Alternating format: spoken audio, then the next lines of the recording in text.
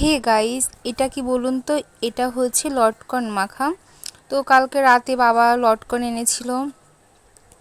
এই যে আমার দুষ্টুকে দেখাইছিলাম না, দেখালে ও আসলে সবগুলো মানে খুশি হইতো অনেক, কিন্তু সব ছিঁড়ে ফেলতো। তো ভাবলাম আপনাদের সাথে শেয়ার করি আর কি। তো এই যে লটকনগুলো এক এক করে এখন ছাড়িয়ে নিব। এই বছরে এটাই আমাদের ফার্স্টে লটকন এনেছে। তো লটকন খেতে ভালোই লাগে, টক টক মিষ্টি মিষ্টি। যেগুলো অনেক পাকা থাকে সেগুলো একটু মিষ্টি বেশি থাকে, আর এগুলো আছে টক টক মিষ্টি মিষ্টি। তো এই যে সবগুলো লটকন আছে ছাড়ানো হয়ে গেছে।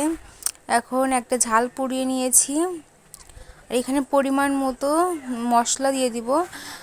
আসলে এই মশলাটা হচ্ছে আমাদের আলাদাভাবে বাসায় আগে বানিয়েছিলাম। তো এই মশলাটা সব ধরনের মাখার সাথেই খাওয়া যায় আর কি।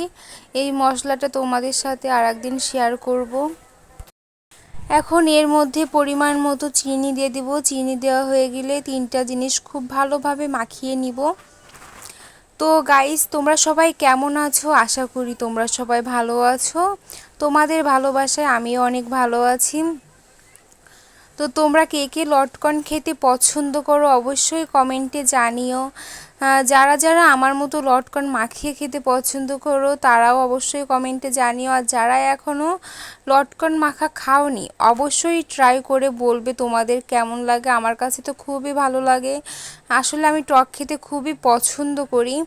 আর যখন কোনো ভিডিওতে দেখি কেউ কোনো টক কিছু মাখাচ্ছে, তাহলে মানে তখন গালের ভিতরে না এমনিতে আছে জল চলে আসে, ঠিক আছে, খাওয়ার জন্য। আমি খুবই খুবই পছন্দ করি টক। তো এদিকে আছে লটকন মাখাটা হয়ে গেছে। তো আচ্ছা, কিছু কিছু গোটা রাখছি আর কিছুটা আছে আমি মানে ভালোভাবে মাখিয়ে নিয়েছি আর কি।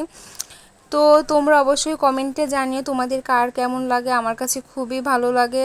আজকে এই পর্যন্তই। ধন্যবাদ সবাইকে, পাশে থাকবেন, আমাকে সাপোর্ট করবেন, আর লাইক কমেন্ট শেয়ার করে দেবেন প্লিজ।